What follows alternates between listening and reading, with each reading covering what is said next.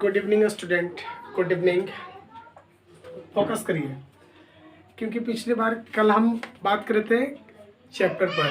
तो चैप्टर यही पर कि इसमें हम बात किए थे कि इंडियन सिविलाइजेशन एंड कल्चर, कुछ ऑब्जेक्टिव कि अपने देश की सभ्यता के बारे में, संस्कृति के बारे में चर्चा कर रहे थे। और ये भी बताया गया था कि मतलब कि कौन कहाँ से कैसे कैसे क्या था से। और हम ऑब्जेक्टिव के बारे में बताए थे, कुछ ऑब्जेक्टिव के बारे में, उसके सारांश के बारे में क्या क्या है। आज इंग्लिश का समरी भी हम लोग लिखना चाहेंगे, इंग्लिश का समरी भी लिखवाने की कोशिश करेंगे। और इसमें कुछ है, इस चैप्टर में, इस टेक्स्ट बुक में, इस किताब में कुछ लिखने को दिया गया है। करेक्ट द, जैसे कि करेक्ट द स्पेलिंग। आप करेक्ट द स्पेलिंग तो वर्ड करेक्शन में कम से कम आपको तो मिलता है, एग्जाम में भी मिलता है। तो वर्ड करेक्शन में हम कैसे बनाएंगे, तो पहले हम जानेंगे तब ना। तो यही है, आपको करना है, लिखना है, इसको बनाना है, शुद्ध करना है। शुद्ध कैसे होगा, करेक्ट करना है। एक गलत स्पेलिंग लिखा हुआ है, इसे शुद्ध करना है, इसे भी शुद्ध करना है। उसके बाद में आपको क्या करना है कि ये इसे डबल डबल वर्ड मीनिंग लिखना है। कॉमन वर्ड जिसको बोलो, या तो फिर इसकी कुछ ऐसा वर्ड लिखे, दो वर्ड जिसमें डबल डबल स्पेलिंग आ जाए, तो एक शब्द मिलता जुलता आ जाए, जैसे हम साइनोनिम्स कहते हैं, पर्यायवाची शब्द। चलो देखते हैं डिसऑर्डर्ड। हम इन सारी बातों को लेते बात करेंगे कि इसको सुधार कैसे करना है। और जो आपको आज हम इस अथी में, इस वीडियो में आपको क्या करेंगे, कल वाला जो वर्ड मीनिंग है उसे फिर एक बार रिवीजन करा देंगे। कल वाला जो स्पेलिंग है, क्या वर्ड क्या बोलते हैं, ऑब्जेक्टिव जो है, उसे हम फिर से एक बार रिवीजन करा देंगे। आप याद करते रहना, देखते मतलब कि बार बार देखने से तो याद आ ही जाएगा, बार बार किसी को भी देखोगे तो याद आ जाएगा। चलो देखते हैं डिसऑर्डर्ड, सुधार करने की कोशिश करते हैं। इसे आप लोग याद कर लेंगे, ऐसा पूछा जाता है वर्ड करेक्शन में। तो डिसऑर्डर्ड क्या होगा, डिसऑर्डर्ड का स्पेलिंग क्या होगा, तो हम इसे सुधार देते हैं।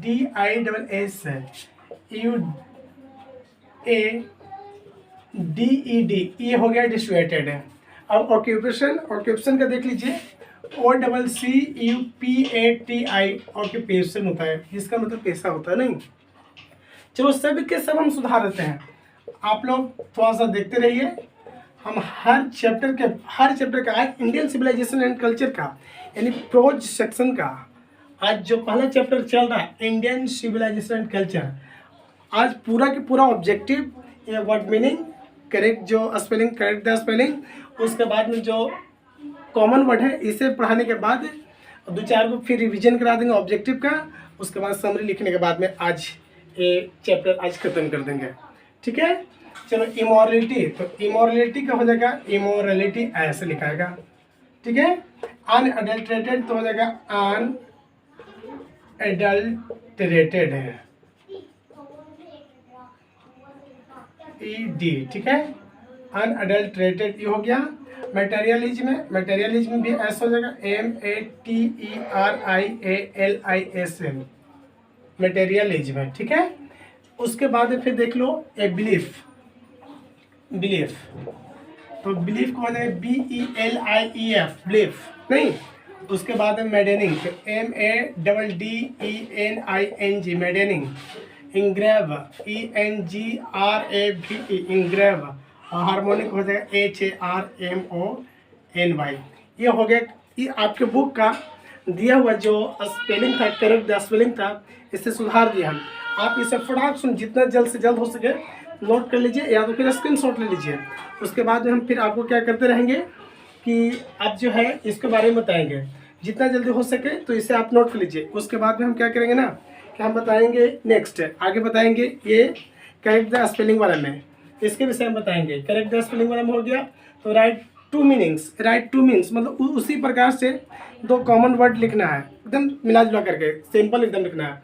तो आप क्या करते हैं कि इसको हम लिखने की कोशिश करते हैं। ठीक है, और एक एक करके हम सब समझाते हैं कि कौन स्पेलिंग में कैसे कैसे क्या लिखा है, कैसे। कॉमन वर्ड भी तो जरूरी है, और कॉमन वर्ड में आ जाते हैं। सबसे पहली बात है कि आप ध्यान देंगे, एक एक करके हम बताते हैं। पहले अगर ये हो गया तो मिटा दूँ, इसे मिटा दूँ, चलो मिटा देते हैं। अब ये उम्मीद है कि आप लोग सुधार लेंगे, सब की सब। इसकी नोट कॉपी आप तैयार करते चलिए। आप इसे कॉपी कलम पेन ले करके बैठिए, पेज ले करके बैठिए, ताकि आप इसे लिखते चलो और देखते चलना। अगर कहीं पे फॉल्ट है तो आप कमेंट में हमसे पूछ सकते हैं, कोई दिक्कत नहीं है। कमेंट में रहेगा, उसके बाद में हम बिल्कुल सबके सब बता देंगे, सबके सब बता देंगे। आप पूछिए, बिल्कुल कहीं पे ना समझ में आए, अगर कोई हमारी थोड़ा सा कुछ प्रॉब्लम अगर लगता है वीडियो में, तो उसके विषय में भी आप दे सकते हैं, हाँ सर थोड़ा सा ये प्रॉब्लम है, लेकिन आप कॉपी कलम सब लेकर के बैठिए, एक एक करके सब कुछ हम बता देंगे, ठीक है। चलो हम बात करते हैं रीजन। दो वर्ड लिखना है, रीजन, इसको कॉमन वर्ड लिखो, राइट टू मीनिंग्स लिखना है। देख लो, इसी के विषय में हम चर्चा करें, राइट टू मीनिंग्स। इसका 2 स्पेलिंग बता दो, तो हम 2 स्पेलिंग के बारे में। रीजन का मतलब होता है कारण, कुछ इसी प्रकार से 2 अर्थ इसको बताइए। तो 2 अर्थ में हम कर सकते हैं कि लॉजिक और पर्पस, ठीक है। लिखते चलेंगे आप लोग शब्द के शब्द। हम ये पहला चैप्टर का आज कंप्लीट करा देंगे आपको, आज बिल्कुल कंप्लीट करा देंगे, और जैसे ही कंप्लीट होगा उसके बाद में अब फिर पोएम से आएंगे। चलो फिर दूसरा है थिंकिंग। थिंकिंग का 2 वर्ड लिखे, एक होता है कंसीडर, कंसीडर का मतलब होता है विचार करना, और एक इंटेलिजेंस का मतलब होता है इंटेलिजेंस। चलो उसके बाद में वांट्स का देख लो। वांट्स का नीड भी होता है और विश भी होता है। वांट का मतलब होता है जरूरी चाहत, ठीक है, नीड में भी जरूरी होता है, विश का मतलब भी इच्छा चाहते जाहिर करना किसी बात को लेकर होता है। रूइन का मतलब होता है अनकम्प्लीट या स्पॉइल, इसका मतलब होता है बर्बाद करना, इसका मतलब होता है बर्बाद हो जाना। और कॉपी का मतलब होता है नकल करना। कॉपी का मतलब जब नकल करना होता है तो इसको हम कर सकते हैं फॉलो, मतलब आप इसे लिख सकते हैं फॉलो और रिप्रोड्यूस कर दो, ठीक है। ये हो गया एक कॉमन वर्ड जिसको हम बोलते हैं कॉमन वर्ड, इसको बोलते हैं कॉमन वर्ड भी आपको लिखने को मिलता है, ठीक ना। ये आपके बुक से हम सब कुछ चल रहे हैं। एक कॉमन वर्ड हो गया इस बुक में। और फिलिंग द ब्लैंक्स, तो फिलिंग द ब्लैंक्स के बारे में ज़्यादा जिक्र मत करना। उसके बाद में हम आपको समरी लिखवाएंगे, इंग्लिश का समरी। ये पहले मेन 2 चीज़ है, ये पहले कर लो, उसके बाद में आ जाएंगे फ्रेजल वर्ब। इतना लिख लिए, चलो लिख लो फटाफट लिख लो, कॉपी कलम से आप लिखते रहिए। हो गया, स्क्रीनशॉट ले लीजिए, आप आराम से भी लिख सकते हैं। हो गया, अगर हो गया तो आप देखिए इसी पार्ट में आएगा फ्रेजल वर्ब। आप फ्रेजल वर्ब के बारे में जैसे ही बात करेंगे ना, तो फ्रेजल वर्ब आप लोगों को पढ़ाया नहीं गया है। हम ग्रामर की जब पार्ट लेकर आएंगे, जब ग्रामर शुरुआत करेंगे, तो आप ग्रामर में एक एक चीज़ देखिएगा, फ्रेजल वर्ब कैसे बनाएंगे, फ्रेजल वर्ब का अर्थ क्या होता है, प्रीपोजिशन क्या होता है, सब के सब। लेकिन अभी आपके बुक में दिया हुआ है, तो हम कर देते हैं राइट द स्पेलिंग, ठीक है, राइट द मीनिंग कर देते हैं, राइट द मीनिंग। आप देख लो, हिंदी वर्ड लिख देना, हिंदी वर्ड लिखने की कोशिश करना। पहले एग्जाम में पूछा जाता था ना, पहले 2018 से पहले तक, 2018 तक के क्या किया जाता था, जैसे कि देते हैं सेट इन का आप मेक द सेंटेंस, ठीक है। आप इसको क्या करो कि इस फ्रेजल वर्ब को सेट इन करना पड़ता था, ठीक है। अब हम मतलब क्या सेंटेंस बदलने के लिए कहा जाता है, लेकिन यहाँ पे क्या नहीं कि सेंटेंस नहीं बदलना है, आपको सेंटेंस नहीं बदलना है, आपको लिखना है कि सेट इन का मतलब क्या होता है, तो अस्त होना या छिप जाना, इस प्रकार का बात आता है, ठीक है। तो हम और भी इसमें इस बुक में एक एग्जाम्पल तौर पर दे दिए। और फ्रेजल वर्ब जो होता है, मैं आपको बता दूं, फ्रेजल वर्ब जो होता है, फ्रेजल वर्ब ये प्रीपोजिशन से मिलकर के बनता है। प्रीपोजिशन में मेन वर्ब, जैसे सेट का मतलब होता है छिपना डूबना, सेट का मतलब होता है भीगना भी होता है, सेट का मतलब डूबना भी होता है। अच्छा, उसके बाद में देखते हैं लुक आफ्टर। लुक का मतलब होता है देखना, और आफ्टर आ गया एक प्रीपोजिशन, तो मेन वर्ब के साथ में अगर कोई प्रीपोजिशन आता है तो समझिए कि फ्रेजल वर्ब होता है। तो चलो हम देखते हैं इसी प्रकार से आपके बुक में है क्या, आपके बुक के अनुसार ही चलेंगे, ज़्यादा कुछ नहीं, जो आपके बुक में उसी के हिसाब से हम चलेंगे। एक है सेटिस्फाई विथ, ऐसा कर कुछ स्पेलिंग दे रहे हैं। एक है सेटिस्फाई विथ और एक है बी सूटेड टू। उसके बाद में है बिलीव इन। उसके बाद में आपको दिया गया इन्वेंट,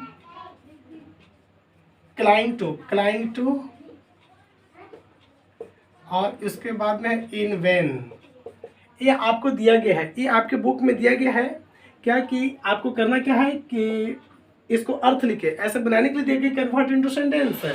आप सेंटेंस में इसको बताइए। मैं पहले बोल दिया कि अब सेंटेंस वाले नहीं पूछा जाता है एग्जाम में। अब आपको इंटर के एग्जाम में नहीं पूछा जाता है, तो नहीं पूछा जाता तो आप मत पढ़िए। जो जहाँ पे अब जितने भी एग्जाम बड़े से बड़े कंपटीशन लेवल के एग्जाम में भी पूछा जाता है कि इसके मिलता जुलता वर्ड दे दिया जाता है कि क्या होगा, उसके बाद में चयन करने के लिए रहता है। लेकिन फिलहाल यहाँ पे आपको हिंदी करने के लिए खाली मैं बता रहा हूँ कि इसका अर्थ क्या होता है। उसी हिसाब से पहले आप इसे नोट कर लो, कॉपी कलम लेकर के बैठो, उसके बाद में पहले नोट कर लो, उसके बाद में करेंगे। हो गया?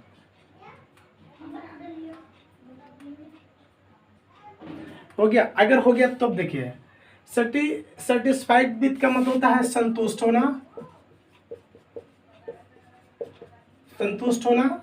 और बी सूटेड का मतलब होता है बी सूटेड टू, इसका मतलब होता है काम आना। ठीक है? उसके बाद में बच्चे ध्यान दीजिए, इसके बाद बिलीव इन का मतलब होता है यकीन करना, विश्वास करना। लोग बोलचाल की भाषा में बात करते हैं बिलीव इन, ठीक ना।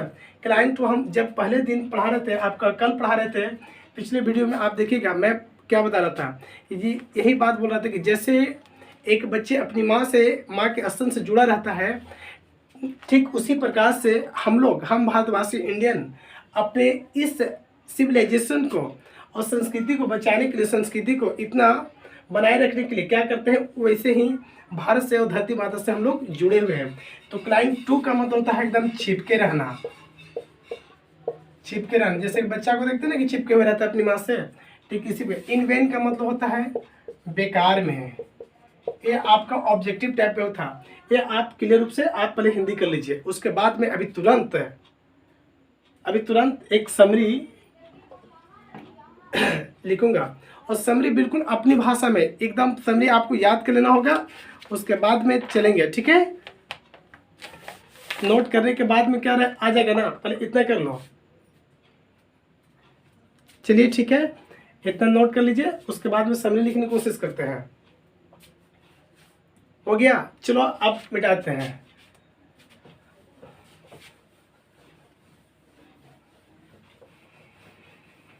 चलो अब ध्यान देना क्या है समरी के विषय में। समरी के बारे में आप थोड़ा सा लिखने की कोशिश करिए, समरी के बारे में समझा देंगे समरी क्या है से, उसके बाद में कुछ रिवीजन आपको करवा देंगे। चलो आप लिख लो इंडियन सिविलाइजेशन का समरी। बाबू लोग समरी बहुत इंपॉर्टेंट है, आपको 7 से 8 अंक तक के पूछ लिया जाता है एग्जाम में, 7 से 8 अंक तक के पूछ लिया जाता है, इसलिए समरी को बहुत जानना जरूरी है। मैं अंतिम तक गेस करके बता दूंगा कि कौन कौन एग्जाम में किस लेवल का रहता है, कौन कौन आता है। उम्मीद था, विश्वास, यकीन करिए कि मैक्सिमम अधिकांश प्रश्न आपको उसी लेवल के सारे मेरे गेस्ट के स्टूडेंट कराएंगे। आप क्लास करते रहिए ऐसे। चलिए ध्यान दीजिए, लिखिए इंडियन सिविलाइजेशन एंड, मेरे साथ आप लोग भी लिखते चलिए, मेरे साथ आप लोग भी लिखते चलिए। अगर वीडियो देख रहे हैं तो आराम से लिखते चलिए। Indian civilisation and culture is an इसे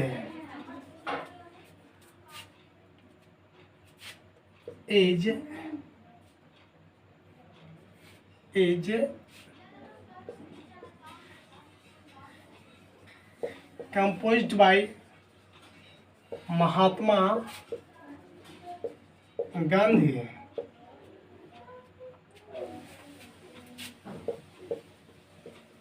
Gandhi ji was an honest and a spiritual leader of India.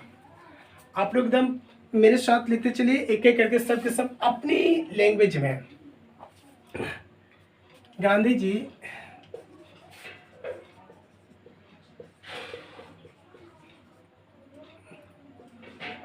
compared to the western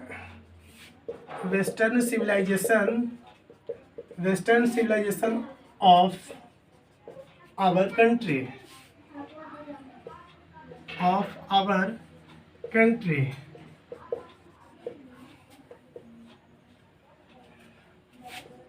Gandhi ji said that our mind is restless bird. मतलब गांधी जी कहते हैं कि हमारा जो दिमाग है वो अस्थिर कर। ऐसे हम एक एक करके सब के सब समझाने की कोशिश करेंगे, ठीक है, पूरा के पूरा समझाने की कोशिश करेंगे, आप देखते रहेंगे बिल्कुल, ठीक है।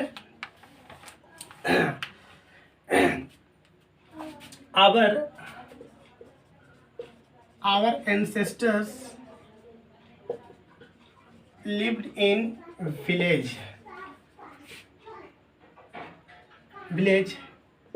and very happy to old yoga.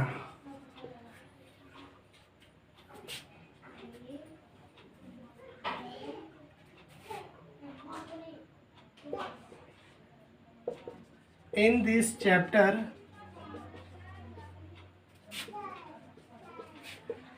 Gandhi ji was.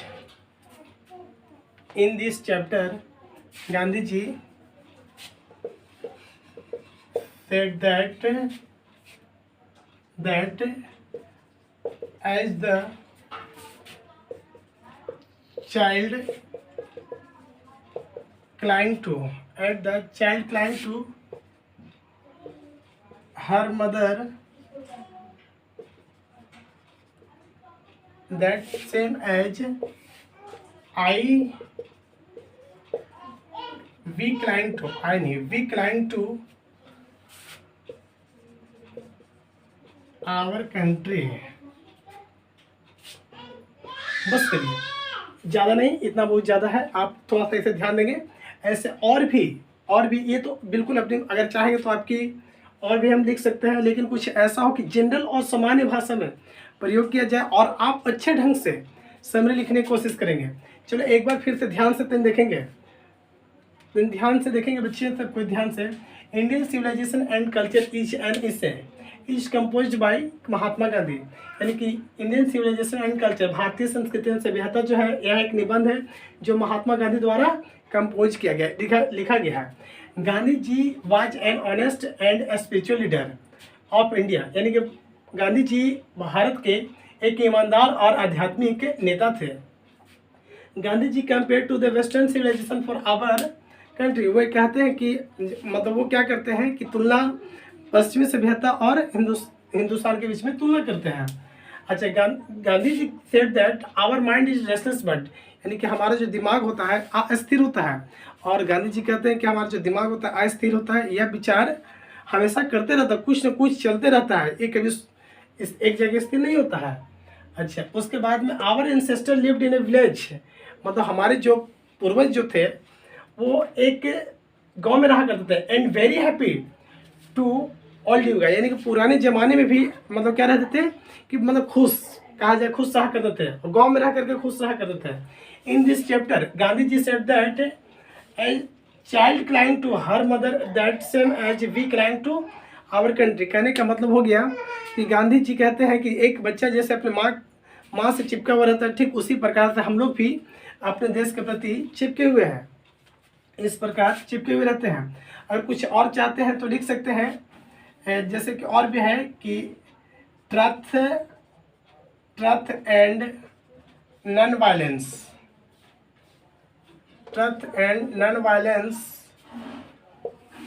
Was the weapon of Gandhi ji, मतलब गांधी जी का सत्य और अहिंसा इनके मेन अधिकार थे, मेन हथियार थे। इसके माध्यम से ही मतलब भारत की आज़ादी दिलाई गई थी। Gandhi ji life span 1869 to 1948। बस इतना ही आप लिखिए, ज़्यादा और कुछ नहीं। हाँ, तो आज जो है इंडियन सिविलाइजेशन एंड कल्चर का आज वीडियो इतना ही। अगले बार हम कविता लेकर के आएंगे। अगर आप सभी स्टूडेंट अगर रेगुलर सब के सब हमारी वीडियो को देखते रहें, लाइक करते रहें, कमेंट करते रहें और शेयर करते रहिए, अगर इस प्रकार से चलता रहा तो आपको बिल्कुल लाइव क्लास हम चला सकते हैं और चलाएंगे भी, ठीक ना। फिलहाल आप वीडियो देख रहे हैं तो वीडियो पर यदि करते रहिए, लाइक और कमेंट करते रहिए, और जहां समझ में ना आए आप कमेंट में पूछ सकते हैं। आज बस इतना ही, और हमारी वीडियो को क्या करिए, लाइक, सब्सक्राइब, और सही बात कि अपने दोस्तों के पास में शेयर जरूर करें, ताकि आपके साथ साथ वो भी पढ़ सके हमारे चैनल पर। ठीक है, गुड इवनिंग, बाय, चलिए, धन्यवाद, जय हिंद।